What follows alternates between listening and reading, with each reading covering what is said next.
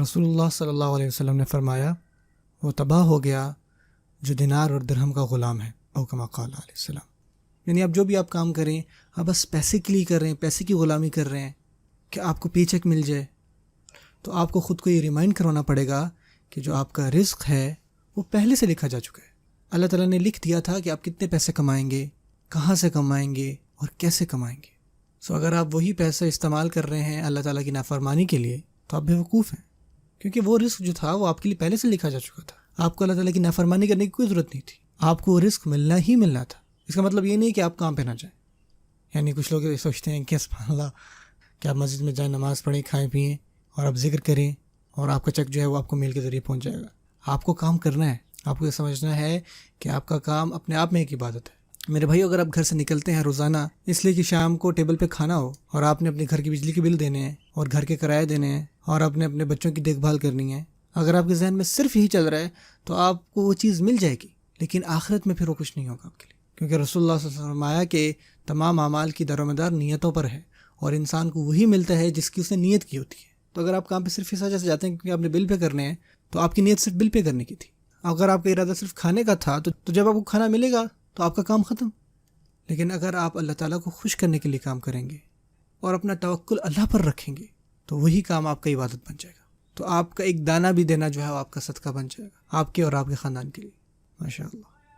اگر آپ اپنی بیوی کو کہیں کہ جی میں کام پہ جا رہا ہوں کیونکہ مجھے بل پے کرنے ہیں، تو آپ کو بیوی کو چاہیے کہ آپ کو جھنجھوڑ کر سمجھائے کہ وہ آپ کہے کہ آپ یہ سمجھتے ہیں کہ اللہ تعالیٰ اس فیملی کا خیال نہیں رکھ سکتے.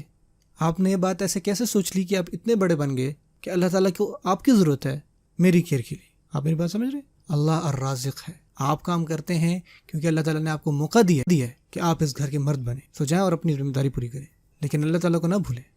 اس زندگی کی یہ ریئلٹی کہ ہر چیز کو اس کے صحیح معنوں میں سمجھنا چاہیے، ہر چیز کو اس کے زاویے سے دیکھیں. حتیٰ کہ آپ کے کام کو بھی آپ نے دیکھنا چاہیے کہ بھائی آپ کیوں کر رہے ہیں. آپ اپنے خاندان کے لوڈ نہیں ہے کیونکہ آپ پیسے کماتے ہیں، کیونکہ اگر آپ واقعی آپ دین کی سمجھ رکھتے ہیں تو آپ کو سمجھ میں آئے گی کہ آپ جو ہے وہ خود یہ پیسے نہیں بنا رہے. آپ کمائیں اور گھر جا کر اپنا روب جمائیں. آپ گھر جائیں، آپ اپنے پیسے اپنی بیوی کو دیں، جو بیوی ہے اس کا دل جو چاہے وہ کرے، اور اگر وہ کام کرتی ہے تو وہ صرف اسی کا پیسہ ہے. مجھے نہیں پتہ کہ لوگ کہاں کہتے ہیں کہ جو مرد ہیں وہ ظالم ہیں گھر پر. آپ ذرا اکثر مسلمانوں کے گھر جا کے دیکھیں. اور ہمارے شیخ کہتے تھے کہ رسول اللہ صلی اللہ علیہ وسلم نے فرمایا کہ ایک انسان کے لیے اتنا ہی کافی ہے کہ جتنا سامان ایک مسافر کے پاس ہوتا ہے. ایک مسافر کے پاس کیا ہوتا ہے؟ صرف اتنا ہی جتنا وہ اپنے دونوں ہاتھوں پہ اٹھا کے لے جائے. انہوں نے فرمایا کہ آپ کے لیے دنیا میں صرف یہی کافی ہے. انہوں نے یہ بھی فرمایا کہ دنیا میں صرف آپ کے لیے اتنا ہی کافی ہے کہ آپ کے پاس ایک دن کا کھانا ہو، ایک سواری کا جانور ہو، تاکہ اس کے ذریعے آپ اللہ کے راستوں پہ چل سکیں.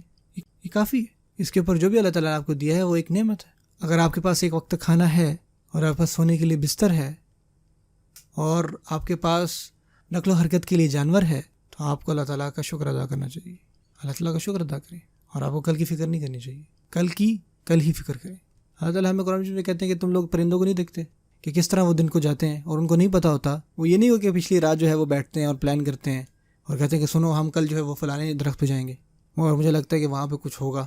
نہیں، وہ صبح سویرے چل پڑتے ہیں اللہ کے راستے پر، اللہ پہ توکل کرتے ہیں، اور جب واپس آتے ہیں تو آپ ان کی چونچ میں دانہ دیکھتے ہیں، کیونکہ وہ اللہ پر توکل رکھتے ہیں، پورا توکل اللہ پہ رکھتے ہیں. اور اللہ تعالیٰ کسی کا توکل ادھورا نہیں رکھتے. اس چیز کی میں آپ ساروں کو گارنٹی دیتا ہوں، اور یہ چیز میں نے بہت دفعہ اپنی زندگی میں دیکھی ہے. اگر آپ اللہ پر توکل کریں تو اللہ تعالیٰ کو کبھی مایوس نہیں کریں گے. اللہ تعالیٰ ان کو کبھی مایوس نہیں کرتا جو ان پر توکل رکھتے ہیں. اللہ تعالیٰ نے خود فرمایا ان اللہ لا یخلف المیعاد. بے شک اللہ تعالیٰ اپنے وعدے کی کبھی خلاف ورزی نہیں کرتا.